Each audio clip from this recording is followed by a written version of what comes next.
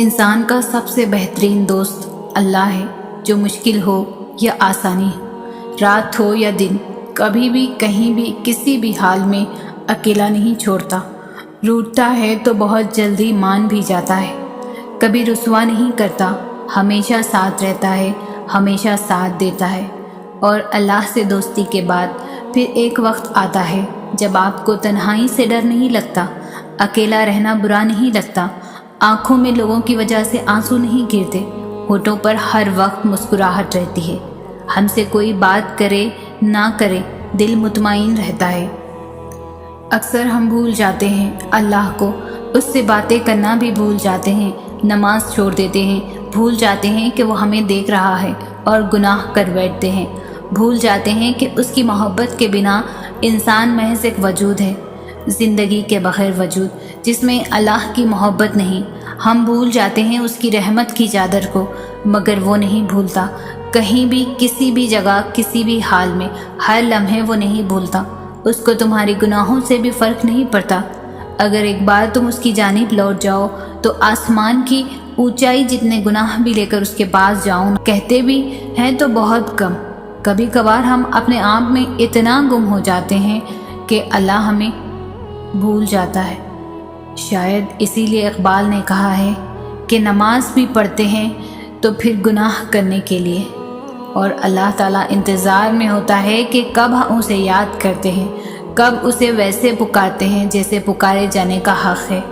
جب اللہ ہم کو اس حد تک یاد کریں گے تو معجزے کیسے نہیں ہوں گے۔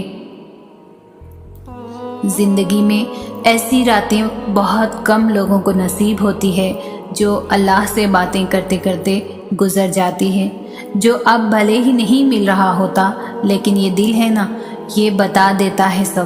جب اللہ پاک ہماری طرف متوجہ ہوتے ہیں نا، اس وقت دل بہت پرسکون رہتا ہے، بہت زیادہ پرسکون۔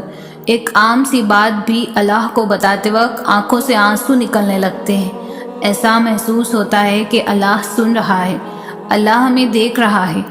کچھ بھی پریشان کرے تو دعا مانگا کرو، دعائیں اللہ تک پہنچ جاتی ہیں اور اپنا راستہ بنا لیتی ہیں۔ لوگ پوچھتے ہیں کہ آزمائش اتنی لمبی کیوں ہوتی ہے، آزمائش کب ختم ہوگی؟ جب اللہ پر توکل ہے تو اس کی آزمائش پر کیوں نہیں؟ جتنا تمہارا توکل اور یقین مضبوط ہوگا اتنا ہی امتحان مشکل ہوگا۔ کیوں اللہ آزمائش لے گا؟ تاکہ وہ دیکھ سکے کہ جس کامل یقین کا تم زبان سے اعتراف کرتے ہو، وہ دل سے کہتے ہو، یا ذرا سی مشکل تمہارا توکل توڑ سکتی ہے۔ آزمائش ہمیشہ کے لیے نہیں رہے گی، کیونکہ پھر اللہ چنتا ہے انہیں جو شکوہ نہیں کرتے۔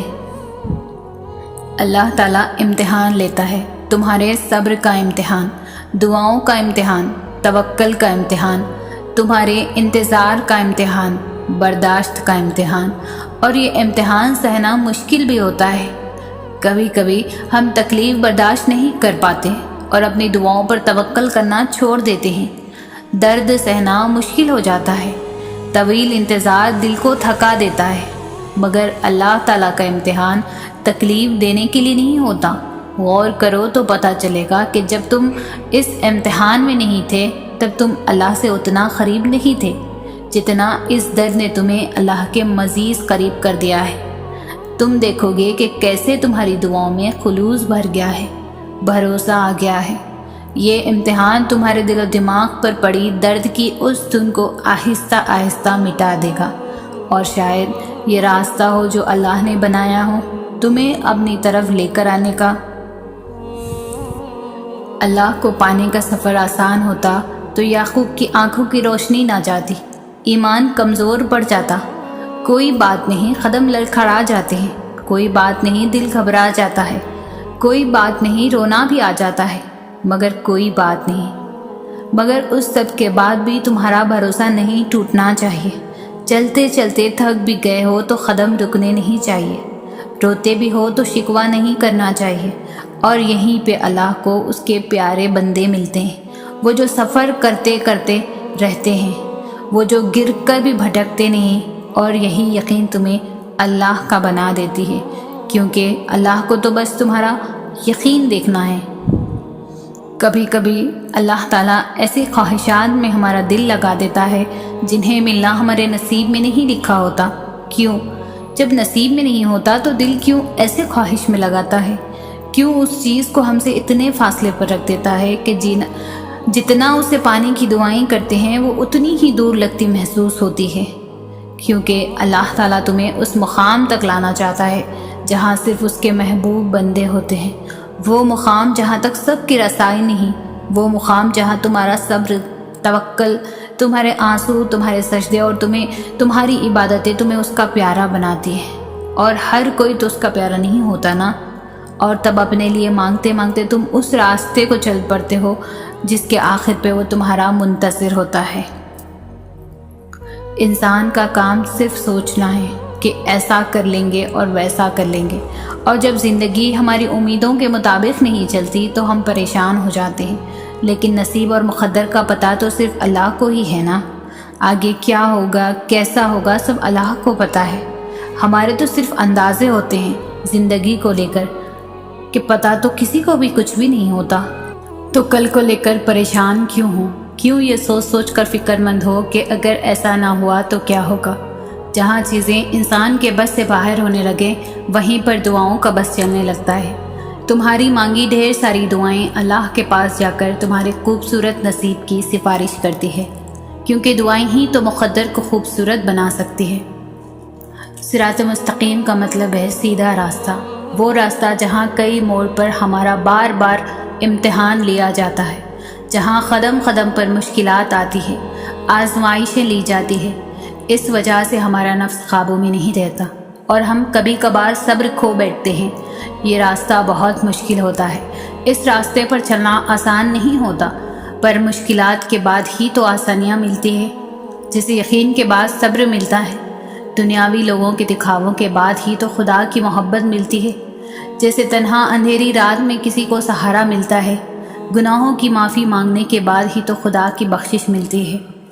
دعا کے درمیان ہونے والی اللہ سے گفتگو سے ہی تو تہجد کا سجدہ ملتا ہے، اور یقین کی حد پار کر لینے سے ہی تو صبر ملتا ہے۔ اللہ پر پختہ توکل کر لینے سے ہی تو خدا کی محبت ملتی ہے۔ یہ راستہ بہت صبر اور یقین سے طے کیا جاتا ہے، اور جب ہم اس سفر میں ڈھلنے لگ جاتے ہیں تو زندگی کے ہر سفر میں آنے والی پریشانیوں کو یہ صراط مستقیم چار چاند لگا دیتا ہے۔ جو راہ ہم خود لکھتے ہیں اسے ہم خود کھولنے لگتے ہیں، اور وہ سب کچھ دھیرے دھیرے صحیح ہوتا چلا جاتا ہے، جیسے ناممکن کو ممکن کی امید مل گئی ہو، جیسے بے سہارا کو سہارا مل گیا ہو، خدا کی محبت کا کنارہ مل گیا ہو، تہجد کے سجدے کا بہانہ مل گیا ہو، آنسوؤں کو دعا کا خسارہ مل گیا ہو۔ کچھ آزمائشیں اتنی طویل ہو جاتی ہیں کہ انسان کو توڑ کے رکھ دیتی، ہر ساتھ نبھانے والا ساتھ چھوڑ دیتا ہے۔ سب کہتے ہیں مضبوط ہو، خود کو طاقتور بناؤ، لیکن کوئی سمجھتا ہی نہیں کہ یہ انسان کے بس میں نہیں ہوتا۔ اگر انسان کے خوابوں میں سب باتیں ہوتی تو وہ کیوں کمزور بنتا، کیوں لوگوں کی باتیں سنتا، کیوں ان پتھروں میں سہارے ڈھونڈتا؟